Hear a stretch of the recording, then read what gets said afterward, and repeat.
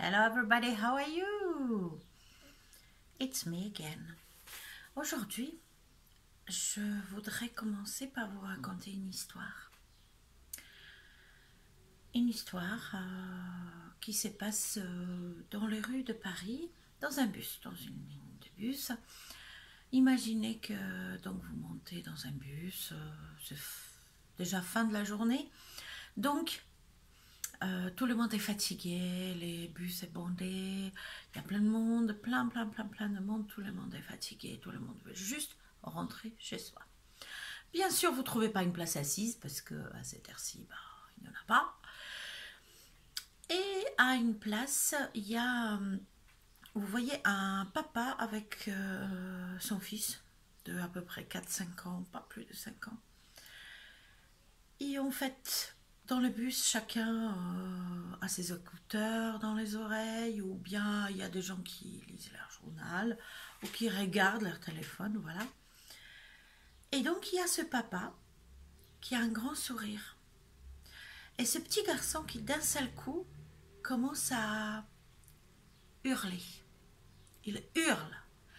Il hurle tellement fort qu'au début, tous ceux qui n'ont pas des écouteurs qui regardent, qu'est-ce qui se passe? Après, même ceux qui ont les écouteurs, c'est tellement fort que du coup, tout le monde le regarde. Qu'est-ce qui se passe? Et le pire dans tout ça, c'est que le papa, en fait, il regarde son garçon hurler à embêter tout le monde avec un sourire. Avec un sourire, genre je suis heureux. Alors les autres ont l'air bien bouleversés, comprennent pas ce qui se passe. Personne ne dit rien parce que c'est comme ça dans les transports, surtout le soir. Il y a quand même une femme qui dit à ce monsieur, monsieur, excusez-moi, je ne comprends pas, votre fils se comporte vraiment pas bien. On est tous fatigués, vous pouvez pas lui dire quelque chose quand même pour qu'il arrête de hurler comme ça? Et donc le papa il dit rien, il continue à sourire, voilà. Il dit non mais il est trop mal élevé votre gosse, faites quelque chose. Donc la femme commence à s'énerver. Et le papa il la regarde la dame et il dit madame je vais vous expliquer. En fait je vous présente mon fils qui s'appelle Mathieu. Il vient d'avoir 4 ans et depuis la naissance, il a une malformation des cordes vocales. Il peut émettre aucun son. Et la semaine dernière, il a subi une intervention médicale qui lui a permis de pouvoir émettre les sons. Du coup, pendant 4 ans, il ne parlait pas, il ne disait rien, c'était que le bruit très sourd, à peine perceptif. Et là, d'un seul coup, il émet les sons très fort. Il hurle.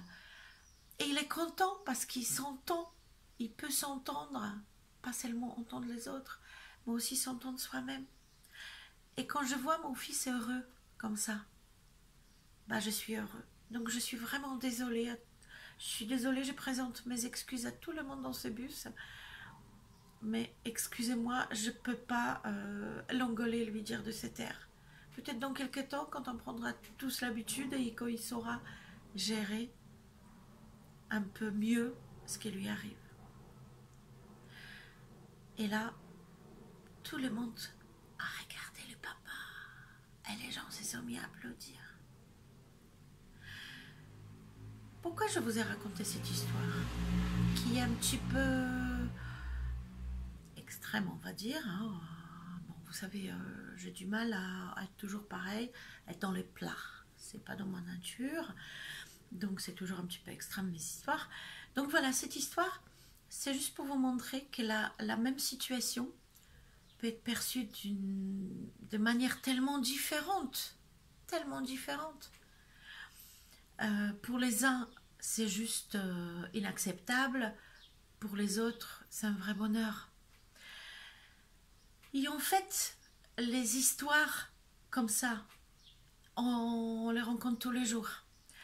Et surtout quand vous réfléchissez à votre propre vie, parfois ce qui vous rend heureux, rend pas heureux forcément votre entourage. c'est vrai que parfois c'est pas évident à gérer, surtout si votre maman a décidé que vous allez devenir un ingénieur un jour, ou bien le chirurgien très reconnu. Et vous, tout ce que vous avez envie, c'est faire un CAP crêperie, parce que c'est ça qui vous passionne.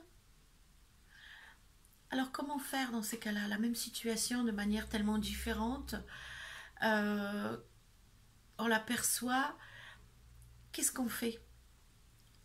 On oublie notre bonheur, on oublie ce qu'on a envie de faire dans la vie pour faire plaisir aux autres. Je parle bien sûr d'une situation que où vous faites mal à personne.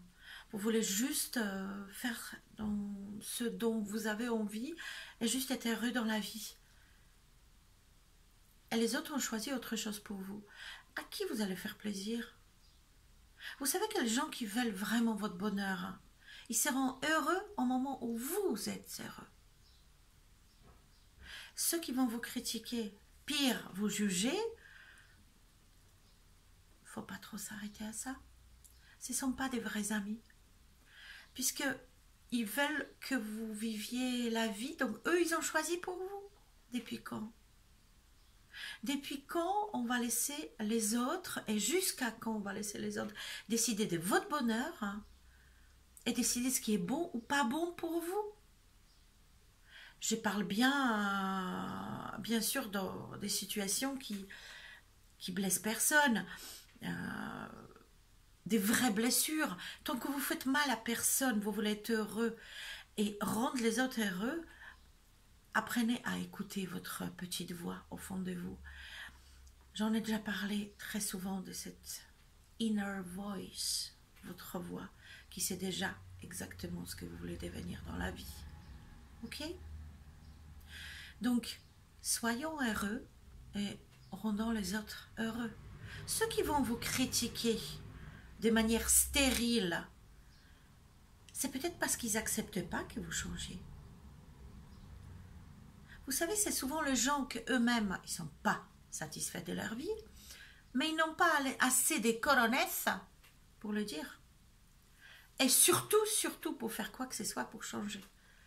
Qu'est-ce que c'est plus facile de dire que les autres c'est nul, juger les autres, au lieu de se remettre en question, hein? Bien sûr. Mais ceux-là, ils ne veulent pas votre bonheur. Vous voulez votre bonheur, vous voulez être heureux et vous voulez rendre les gens qui le méritent heureux. Les gens qui veulent également que vous soyez heureux. S'il s'agit de votre métier, où vous voulez vivre, ou n'importe quoi dans la vie, ou vos loisirs, écoutons-nous, on a le droit d'être différents. On est tous différents. Et heureusement d'ailleurs, hein, sinon, hein, je vous ai déjà dit, hein, on serait toutes, nous les filles, amoureuses des mêmes types de mecs. On ferait quoi avec les autres? Donc, on arrête d'écouter toutes ces petites voix qui osent pas, qui n'ont pas assez de cran pour s'occuper de leur propre vie. C'est tellement plus facile de venir nous critiquer parce qu'on a fait quelque chose qui sort de l'ordinaire. Attention. Parce qu'on n'a pas suivi le chemin qu'on nous a imposé. Donc forcément, quand on sort de ces chemins, vous savez, ça provoque des réactions. Mais avant tout, ce chemin, c'est le vôtre. Donc écoutez-vous, écoutez votre cœur, soyez heureux et bon dimanche parce que vous avez vu comment il fait beau. Je vous embrasse. Bye bye.